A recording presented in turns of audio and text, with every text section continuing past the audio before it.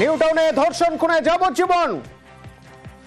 নাবালিকাকে ধর্ষণ খুনের ঘটনায় 6 মাসেই যাবজ্জীবন সাজা ই রিক্সা চালকের। এই সাজা দিতে গিয়ে আদালত কি বলছে? জিয়াউল রয়েছে আমার সঙ্গে। জিয়াউল, একদম দেখো, নিউ টাউন নাবালিকাকে ধর্ষণ এবং তাকে খুন করার ঘটনায় অর্থাৎ অভিযুক্ত সৌমিত্র রায় অর্থাৎ টোটো চালক সৌমিত্র রায়কে অমৃত্যু কারাবাসে দণ্ডিত করলো বারাসাত পক্ষ আদালত। অর্থাৎ একাধিক ধারায় অভিযুক্ত করা হয়। অর্থাৎ একদিকে যেমন হচ্ছে 103, সেখানে অমৃত্যু কারাবাস সঙ্গে 50,000 টাকা জরিমানা, 65 এক এখানে 20 বছরের কারাবাস এবং 50,000 টাকা জরিমানা। অন্যদিকে আরো একটি 6 পস্কো আইন, এখানেও কিন্তু 50,000 টাকা সঙ্গে তারও 20 বছরের কারাবাস। অর্থাৎ তাকে অমৃত্যু কারাবাস নির্দেশ দিলেন বারাসাত আদালত। মূলত আমাকে জানিয়ে রাখি 6 ফেব্রুয়ারি 2025, অর্থাৎ মাত্র 6 মাস 22 দিনের মধ্যেই এই রায় অর্থাৎ অভিযুক্তকে দোষী সাব্যস্ত করে তাকে সাজা ঘোষণা করলেন বারাসাত আদালত। এই যে 6 মাসের মধ্যেই যাবজ্জীবন, সেক্ষেত্রে পুরোটাই নির্ভর করছে কিভাবে কেস সাজানো হয়েছে, কোন কোন এভিডেন্স কিভাবে সাহায্য করেছে এই কেস সাজানোর ক্ষেত্রে, এবং কিভাবে এই 6 মাসের মধ্যে সাজা ঘোষণা সম্ভব হলো।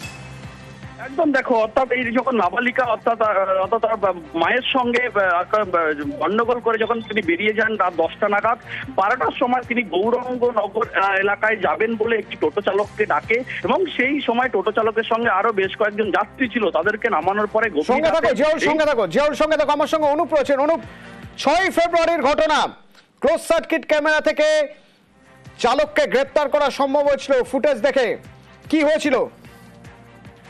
দেখো, যে ঘটনা ঘটেছিল সেক্ষেত্রে পুলিশের পক্ষ থেকে প্রথমে কিন্তু একেবারে সেদিন রাতেই একেবারে সমস্ত ঘটনার একেবারে পদক্ষেপ নেওয়া হয়েছিল। তারপরে অভিযোগ নেওয়া হয়। অভিযোগের পরবর্তী ক্ষেত্রে যে সমস্ত ক্লোজ সার্কিট যে ক্যামেরা, সেই ক্যামেরাগুলো দেখা গেছিল। পরপর কয়েকটি যে 8টি ফুটেজ পুলিশ জোগাড় করেছিল, তার মধ্যে উল্লেখযোগ্য ছিল জগৎপুর যে ব্রিজের কাছে একটি ফুটেজ, আরো একটি সুলুমগুড়ি এলাকার কাছ থেকে যেটা বাঁ দিক দিয়ে নিউ টাউনে চলে যাচ্ছে। সেই ফুটেজের সূত্র ধরেই কিন্তু পুলিশ গোটা তদন্ত শুরু করে।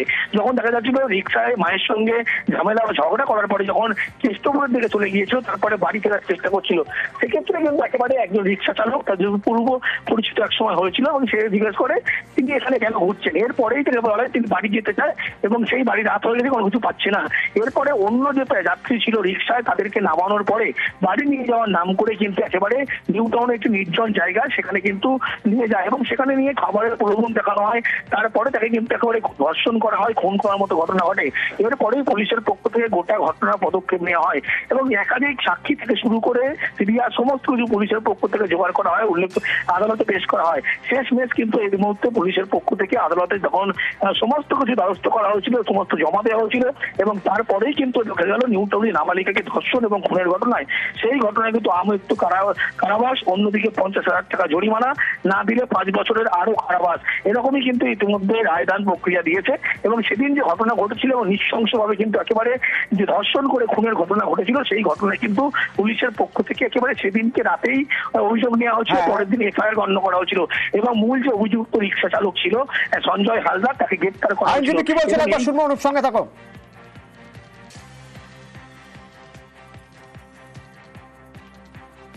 বা এটা এখনো একটু কনফিউশন আছে যে রেপ করে মার্ডার করেছে না মার্ডার করে রেপ করেছে। It is not clear to us.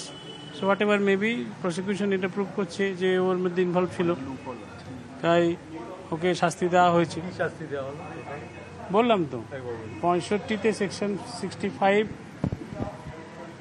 BNS যেটা আছে সেটা 16 বছরের নিচে, মানে 18 বছরের নিচে বাচ্চা হওয়ার জন্য, ধর্ষণ করে খুন করার জন্য ওখানে ওকে 20 বছর লাইফ ইমপ্রিজনমেন্ট দেওয়া হলো।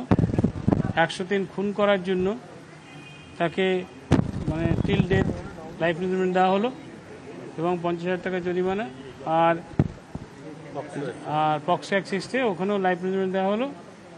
যাবজ্জীবন কারাদণ্ড, যাবজ্জীবন কারাদণ্ড, যতদিন বেঁচে থাকবে ততদিন জেলেই থাকতে হবে।